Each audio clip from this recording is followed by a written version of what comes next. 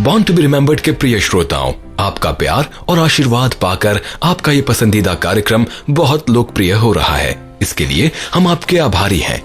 आपके प्यार से हम भी अपनी पूरी मेहनत से कार्यक्रम का उच्च स्तर बनाने में कोई कमी नहीं रखेंगे।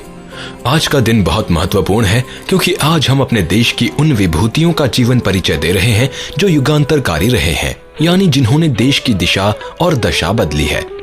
जिन पहली विभूति का हम वर्णन कर रहे हैं वो किसी परिचय के मोहताज नहीं।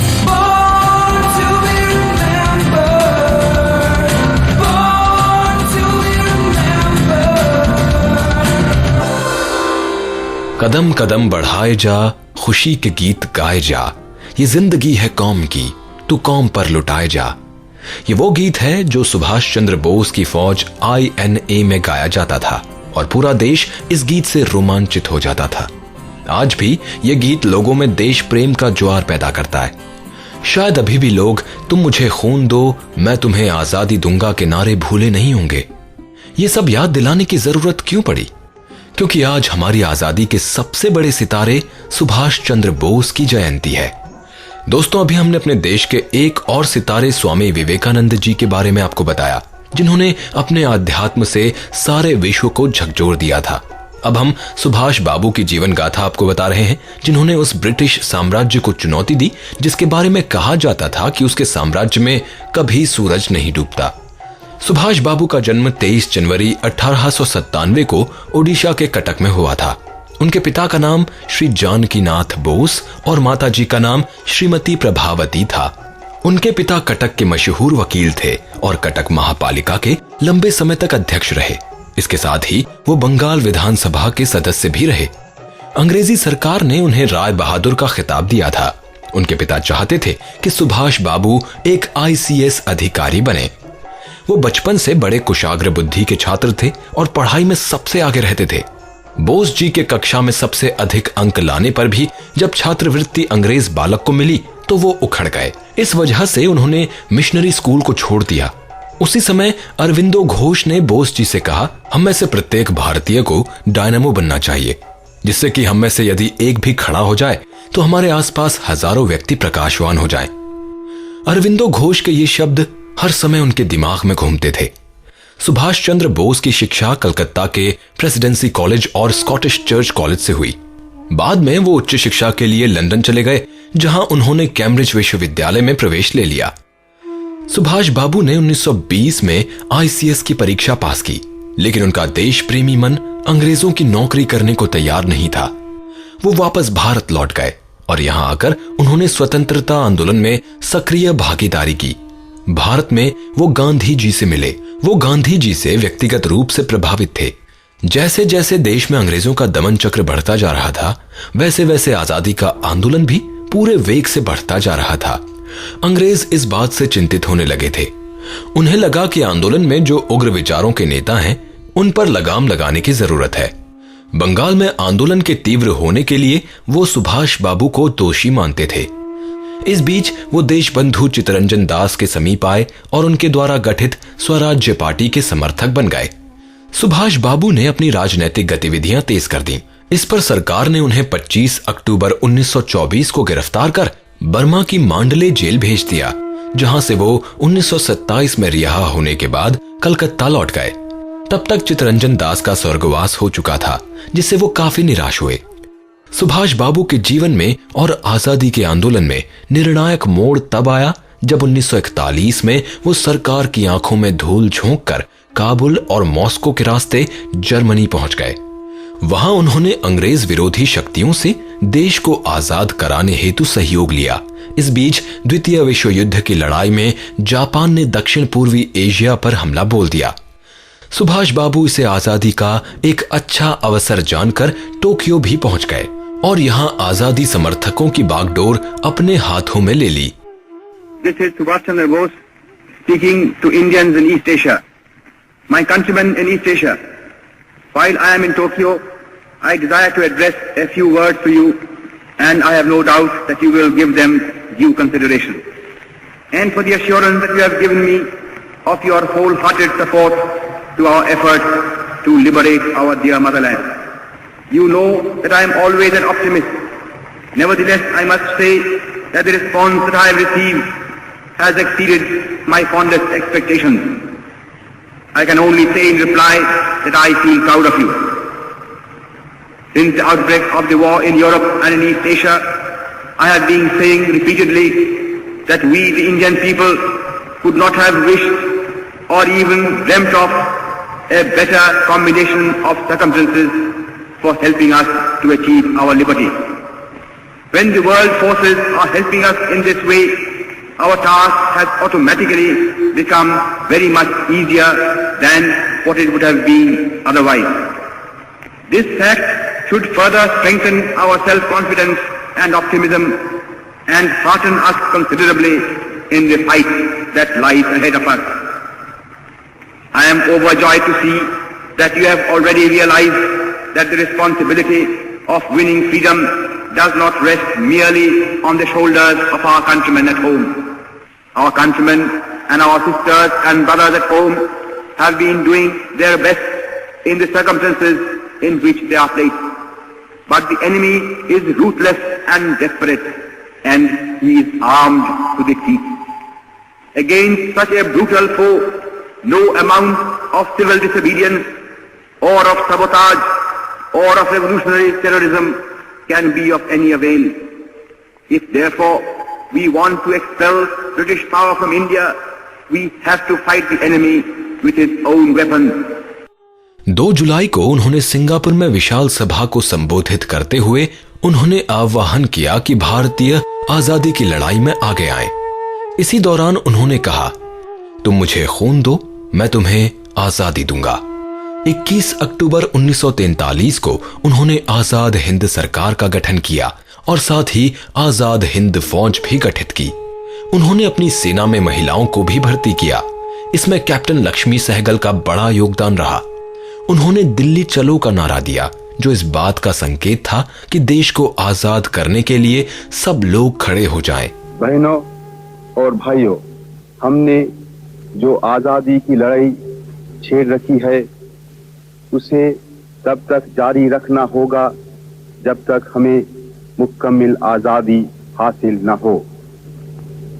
दलादली, बहस मुबाहस और विभिन्न मतभेदों को भुलाकर विभिन्न दिशाओं में बिखरी सारी ताकत जितना शीघ्र हम केंद्रित कर सकेंगे, उतना ही जल्द हम आजादी हासिल कर सकेंगे। हमारे सामने इस वक्त सबसे बड़ी समस्या संघ शासन विधान को हमेशा के लिए दफना देने की है। तभी हम अपने मन के मुताबिक अपना शासन विधान तैयार कर सकेंगे। आप संगठित शक्ति से शांति और अहिंसा पूर्वक आत्म बलिदान करने के लिए जल्द से जल्द तैयार हो जाइए। न मालूम कब बिगुल बज उठे। निरक्षरता अभी फैली हुई है। वैज्ञानिक साधन हमें मुयस्सर नहीं जिससे खेती की उन्नति कर सके। 2 शाम रोटी मुहाल है। इन सब कुरोगों की एकमात्र रामबाण औषधि आजादी है। वो राष्ट्रीय एकता पर निर्भर करती है। असंगठित और कमजोर रहना पाप है। गुलामी सब कष्टों और पापों की जड़ है। अब गुलामी की जंजीरों को तोड़ने के लिए एक दिल एक प्राण होकर कटिबद्ध हो जाइए। हिंदुस्तान अब गुलाम नहीं रह सकता और न कोई ताकत इसे गुलाम रखी सकती है। हाँ, हमें स्वतंत्रता का मूल्य चुकाना होगा।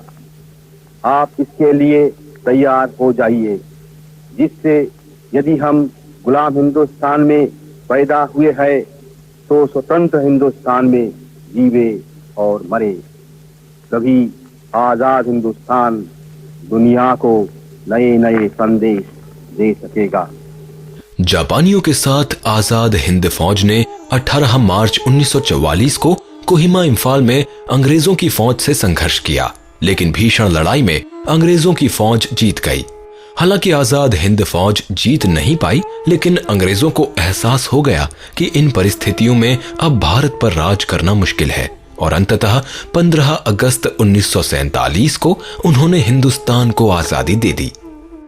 ऐसा माना जाता है कि सुभाष बाबू की मृत्यु ताइवान में एक विमान दुर्घटना में हो गई थी, लेकिन पक्के सबूत न मिलने पर आज भी इस विषय पर मतभिन्नता है।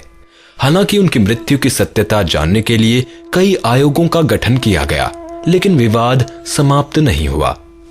आज नेताजी सुभाष चंद्र बोस हमारे बीच नहीं है, लेकिन इस देश का एक एक नागरिक और आने वाली पीढ़ियां देश को आजाद कराने के लिए उनके द्वारा किए गए कार्यों की सदैव ऋणी रहेगी। आज उनकी जयंती पर इस महान स्वतंत्रता सेनानी को पूरे राष्ट्र की ओर से नमन। बढ़ाए जा, खुशी के गीत गाए जा, ये जिंदगी है कौम की, तो कौम पे लुटाए जा। कदम बढ़ाए जा, खुशी के गीत गाए जा, ये जिंदगी है कौम की, तो कौम पे लुटाए जा।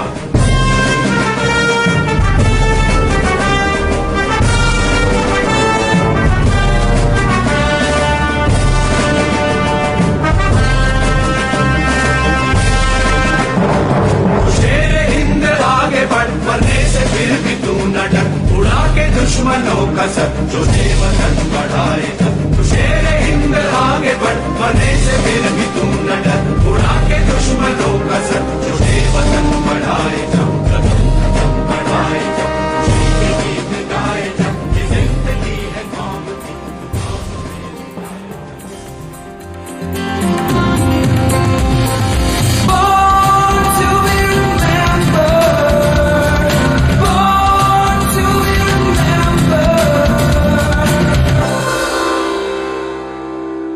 कितने आदमी थे, हम अंग्रेजों के जमाने के जेलर हैं। प्रिय श्रोताओं, ये डायलॉग और इस जैसे कितने ही डायलॉग 1975 में बनी फिल्म शोले के लगभग 4 दशकों बाद भी फिल्मी प्रशंसकों की जुबान पर मौजूद हैं। अपने जमाने की ब्लॉकबस्टर ये फिल्म आज भी दर्शकों की याददाश्त से नहीं मिटी है। इस फिल्म से दर्शकों को रोमांचित करने वाले थे फिल्म के निर्देशक रमेश सिप्पी, जिनकी ये महज तीसरी फिल्म थी। दर्शकों की नब्ज पकड़ने में रमेश जी एक माहिर निर्देशक थे। उनकी पहली 2 फिल्में अंदाज और सीता और गीता का शुमार भी काफी सफल फिल्मों में होता है, और शोले ने तो इतिहास ही रच दिया। आज इस महान फिल्म निर्देशक का जन्मदिन है। सिप्पी ने वैसे तो कई फिल्में निर्देशित की हैं जो दर्शकों की नब्ज को ध्यान में रखकर बनाई गई थीं और लोगों को खूब पसंद भी आईं, लेकिन जब भी उनके बारे में कोई बात होती है तो शोले अनायास सामने आ जाती है। हालांकि इस फिल्म में उस समय के बड़े बड़े सितारे काम कर रहे थे, लेकिन विलन के रूप में बिल्कुल नया कलाकार सामने आया था, और वो थे स्वर्गीय अमजद खान साहब, जो इस फिल्म के रिलीज होने के बाद पूरे देश में चर्चित और लोकप्रिय बन गए। 50-50 कोस दूर गांव में जब बच्चा रात को रोता है तो माँ कहती है, बेटे सो जा नहीं तो गब्बर सिंह आ जाएगा। उनके बोले संवाद लोगों की जुबान से उतरते ही नहीं थे, और ये कमाल था इस फिल्म के निर्देशक सिप्पी साहब का। 23 जनवरी 1947 में कराची पाकिस्तान में जन्मे रमेश सिप्पी के पिता जीपी सिप्पी खुद एक बड़े प्रोड्यूसर थे। जब वो महज 6 वर्ष के थे तो उन्होंने अपने पिता की फिल्म साज के सेट में जाकर फिल्मों की तिलिस्मी दुनिया में कदम रखा। अपने फिल्मी करियर के शुरुआती 7 वर्षों तक उन्होंने अपने पिता के सहायक के रूप में काम किया। उन्होंने जौहर महमूद इन गोवा और मेरे सनम जैसी फिल्मों में प्रोडक्शन और डायरेक्शन में अपने पिता को सहयोग दिया। 1953 की फिल्म शहंशाह में उन्होंने अचला सचदेव के बेटे का किरदार भी निभाया। रमेश जी ने 1971 में अपनी पहली फिल्म अंदाज निर्देशित की। ये फिल्म बॉक्स ऑफिस पर ठीक ठाक चली, लेकिन इसके अगले वर्ष प्रदर्शित हुई फिल्म सीता और गीता दर्शकों के बीच बहुत लोकप्रिय रही और बॉक्स ऑफिस में सुपर हिट साबित हुई। आप जानते ही होंगे कि इस फिल्म में हेमा मालिनी जी सीता और गीता के रूप में डबल रोल में दिखाई दी थी। जानती हो तुम इन कपड़ों में क्या लगती हो? क्या? बंजारन। वो तो मैं हूँ। हवा के साथ साथ घटा के संग संग, ओ ओ साथी चल। सीता वैसी लड़की बिल्कुल नहीं। मुझे के साथ चल तू यूं ही दिन रात। 1975 में रमेश सिप्पी ने जब अपनी तीसरी फिल्म प्रदर्शित की थी तो इसका अंदाजा उन्हें भी नहीं होगा कि एक दिन ये फिल्म बॉलीवुड के इतिहास की सबसे बड़ी ब्लॉकबस्टर हिट साबित होगी। हम बात कर रहे हैं फिल्म शोले की। निर्देशक शेखर कपूर ने एक बार कहा था कि बॉलीवुड का इतिहास 2 भागों में बांटा जा सकता है, शोले से पहले और शोले के बाद। रमेश जी मात्र 29 वर्ष के थे जब उन्होंने इस फिल्म का निर्देशन किया था। वो कहते हैं कि हालांकि फिल्म में काम कर रहे हर इंसान ने इस फिल्म में जी जान लगा दी थी, लेकिन किसी को जरा भी अंदाजा नहीं था कि शोले एक दिन इतिहास का हिस्सा नहीं बल्कि खुद एक इतिहास बन जाएगी।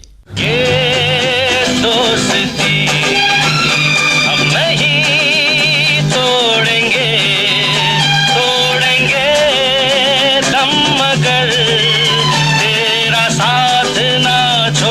1980 में उनकी एक और फिल्म शान प्रदर्शित हुई जो कि जेम्स बॉन्ड की फिल्मों से प्रेरित थी।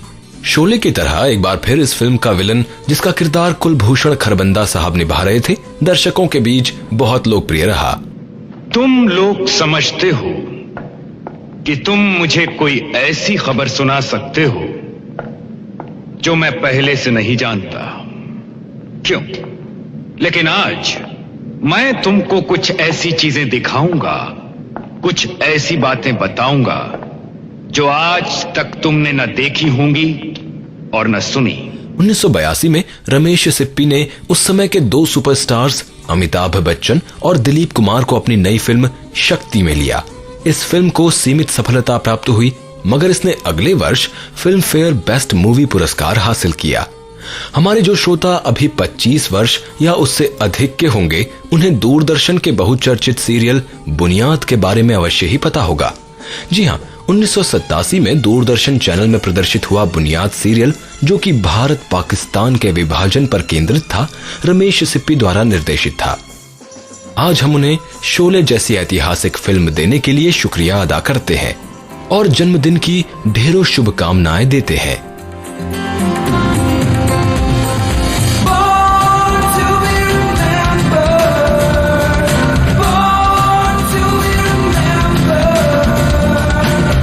अब मुझे यानी कि अपने दोस्त संदीप भट्ट को दीजिए अनुमति। नमस्कार। मैं बनना चाहूं जैसा पर शायद सपनों में, मैं उड़ना चाहूं जैसा पर शायद सपनों में।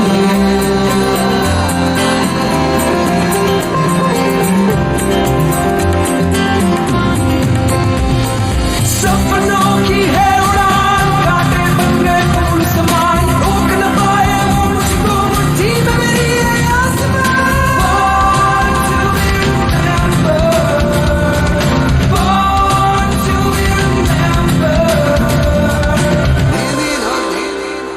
इस कार्यक्रम के कार्यकारी निर्माता जैनेंद्र सिंह,